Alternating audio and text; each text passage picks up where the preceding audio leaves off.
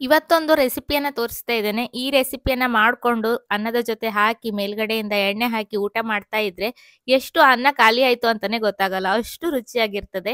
ಅಮಟೆಕಾಯಿಯನ್ನ ಬಳಸಿ ಮಾಡುವ ಈ ಬೂತ್ ಗೊಜ್ಜು ರೆಸಿಪಿಯನ್ನ ಯಾವ ರೀತಿಯಾಗಿ ಮಾಡೋದು ಅಂತ ಇವತ್ತಿನ ವಿಡಿಯೋದಲ್ಲಿ ತೋರಿಸ್ತಾ ಇದ್ದೇನೆ. ನಮಸ್ಕಾರ, ನಾನು ಪವಿತ್ರ ಭಾಗವತ್. ಮಿಸೆಸ್ ಭಾಗವತ್ ಚಾನಲ್ಗೆ ನಿಮ್ಮೆಲ್ರಿಗೂ ಪ್ರೀತಿಯ ಸ್ವಾಗತ. ಗೊಜ್ಜನ್ನ ಮಾಡ್ಲಿಕ್ಕೆ ನಾನಿಲ್ಲಿ ಒಂದು ಪಾತ್ರೆಯಲ್ಲಿ ನೀರನ್ನ ಕಾಯ್ಲಿಕ್ಕೆ ಇಟ್ಟಿದ್ದೇನೆ. ನೀರು ಕಾದ ನಂತರ ಅಮಟೆಕಾಯಿಯನ್ನ ತೊಳೆದು ಹಾಕೊಳ್ತಾ ಇದ್ದೇನೆ. ಒಂದು 7-8 ಅಮಟೆಕಾಯಿಯನ್ನ ಬಳಸ್ತಾ ಇದ್ದೇನೆ. ಒಂದು ಮುಚ್ಚಳವನ್ನ ಮುಚ್ಚಿ ಮೆತ್ತಗಾಗುವ ತನಕ ಇದನ್ನ ಬೇಯಿಸ್ಕೊಳ್ತೇನೆ. ಅಮಟೆಕಾಯಿ ಎಲ್ಲ ಮೆತ್ತಗಾಗಿದೆ. ಉರಿಯನ್ನ ಆಫ್ ಮಾಡಿ ತಣ್ಣಗಾಗ್ಲಿಕ್ಕೆ ಬಿಡ್ತೇನೆ. ತಣ್ಣಗಾದ ನಂತರ ಇದರ ಮೇಲ್ಗಡೆ ಇರುವ ಸಿಪ್ಪೆಯನ್ನ ತೆಗೆದು ಒಳಗಡೆಯ ಪಲ್ಪನ್ನ ನಾವು ಕಿವುಚ್ಕೊಳ್ಬೇಕು. ಅಮಟೆಕಾಯಿ ಸಿಕ್ಕಿಲ್ಲ ಅಂದ್ರೆ ಅದರ ಬದಲಾಗಿ ನೀವು ಮಾವಿನಕಾಯಿಯಿಂದ ಕೂಡ ಈ ರೆಸಿಪಿಯನ್ನ ಮಾಡ್ಕೊಳ್ಬಹುದು. ಮಾವಿನಕಾಯಿಯ ಪರಿಮಳ ಬೇರೆ, ಅಮಟೆಕಾಯಿಯ ಪರಿಮಳ ಬೇರೆ. ಎರಡನ್ನು ಕೂಡ ಒಮ್ಮೆ ಆದ್ರೂ ಟ್ರೈ ಮಾಡಿ ಹೇಗ್ ಬಂತು ಅಂತ ಕಮೆಂಟ್ ಅಲ್ಲಿ ತಿಳಿಸಿ. ಚೆನ್ನಾಗಿ ಕಿವುಚ್ಕೊಂಡಿದ್ದೇನೆ. ಇದರ ಗೊರಟು ಅಥವಾ ವಾಟೆ ಅಂತ ಏನ್ ಹೇಳ್ತೇವೆ ಅದನ್ನು ಕೂಡ ನಾನು ಈ ಗೊಜ್ಜಿಗೆ ಬಳಸ್ತಾ ಇದ್ದೇನೆ.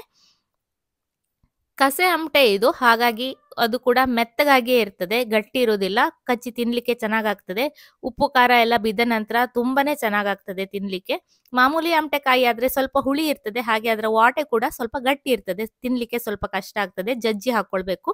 ಇದು ಮೆತ್ತಗಾಗಿಯೇ ಇರ್ತದೆ, ಹಾಗೆ ಹಾಕಿದ್ರು ನಡೆಯುತ್ತೆ. ಈಗ ಒಂದು ಬಾಣಲೆಯನ್ನ ಬಿಸಿಗಿಟ್ಟು ಒಗ್ಗರಣೆಯನ್ನ ಮಾಡ್ಕೊಳ್ತಾ ಇದ್ದೇನೆ.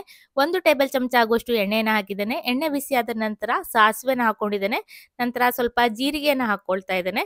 ಸಾಸಿವೆ ಜೀರಿಗೆ ಎಲ್ಲ ಚಟಪಟ ಅಂದ ನಂತರ ಒಣಮೆಣಸನ್ನ ಹಾಕ್ತಾ ಇದ್ದೇನೆ. ನಂತರ ಸ್ವಲ್ಪ ಕರಿಬೇವಿನ ಸೊಪ್ಪನ್ನ ಹಾಕ್ತಾ ಇದ್ದೇನೆ. ಈಗ ಇದಕ್ಕೆ ಒಳ್ಳೆ ಪರಿಮಳ ಇರುವ ಮಡ್ಡಿ ಇಂಗನ್ನ ನಾನಿಲ್ಲಿ ಬಳಸ್ತಾ ಇದ್ದೇನೆ. ಚೆನ್ನಾಗಿ ಪರಿಮಳ ಇರಬೇಕು ಈ ಗೊಜ್ಜನ್ನ ಮಾಡುವಾಗ. ಇಂಗು ಕೂಡ ಚೆನ್ನಾಗಿ ಪರಿಮಳ ಇದ್ದಿದ್ದನ್ನ ಹಾಕಿದಾಗ ಮಾತ್ರ ಈ ರೆಸಿಪಿ ತುಂಬಾನೇ ಚೆನ್ನಾಗಿ ಬರ್ತದೆ. ನಂತರ ಖಾರ ಖಾರವಾಗಿರುವ ಹಸಿಮೆಣಸು ಒಂದು 4-5 ಕಟ್ ಮಾಡಿ ಹಾಕೊಂಡಿದ್ದೇನೆ. ಖಾರ ಸರಿಯಾಗಿ ಬೀಳ್ಬೇಕು, ಅದು ಹುಳಿ ಸರಿಯಾಗಿರೋದ್ರಿಂದ ಉಪ್ಪು ಖಾರ ಸರಿಯಾಗಿ ಬಿದ್ದಾಗ ಮಾತ್ರ ರೆಸಿಪಿ ಚೆನ್ನಾಗಾಗ್ತದೆ. ಹಾಗಾಗಿ ಖಾರವನ್ನು ಕೂಡ ಸರಿಯಾಗಿ ಹಾಕಬೇಕು. ಸ್ವಲ್ಪ ಸ್ವಲ್ಪ ಹಾಕಿದ್ರೆ ಅದಕ್ಕೆ ಮುಟ್ಟುವುದೇ ಇಲ್ಲ. ಚೆನ್ನಾಗಿ ಇದನ್ನ ಹುರ್ಕೊಂಡಿದ್ದೇನೆ. ಹುರಿದಾದ ನಂತರ ಈಗಾಗಲೇ ಹಿಂಡಿ ಇಟ್ಟಿರುವ ಅಮಟೆಕಾಯಿಯ ಪಲ್ಪ್ ಏನಿದೆ ಅದನ್ನ ಸೇರಿಸ್ಕೊಳ್ತಾ ಇದ್ದೇನೆ.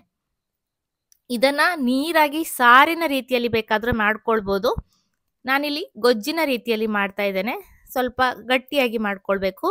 ರುಚಿಗೆ ಬೇಕಾಗುವಷ್ಟು ಉಪ್ಪನ್ನ ಹಾಕಿ ಚೆನ್ನಾಗಿ ಇದನ್ನ ಕುದಿಸ್ಕೊಳ್ತೇನೆ. ಒಂದು 10 ನಿಮಿಷ ಕುದಿ ಬಂದಾಗ ಅದು ಗಟ್ಟಿ ಆಗ್ತಾ ಬರ್ತದೆ. ತಣ್ಣಗಾದ ನಂತರ ಈ ರೆಸಿಪಿ ಇನ್ನೂ ಕೂಡ ಗಟ್ಟಿ ಆಗ್ತದೆ.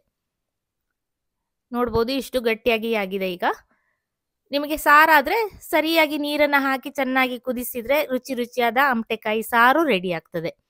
ಇದರ ಬದಲಿಗೆ ನೀವು ಮಾವಿನಕಾಯಿಯಿಂದ ಕೂಡ ಈ ರೆಸಿಪಿಯನ್ನ ಮಾಡ್ಕೊಳ್ಬಹುದು.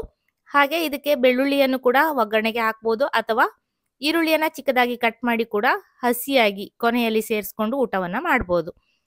ರುಚಿ ರುಚಿಯಾದ ಅಮಟೆಕಾಯಿ ಗೊಜ್ಜನ್ನ ಸರ್ವ್ ಮಾಡ್ತಾ ಇದ್ದೇನೆ.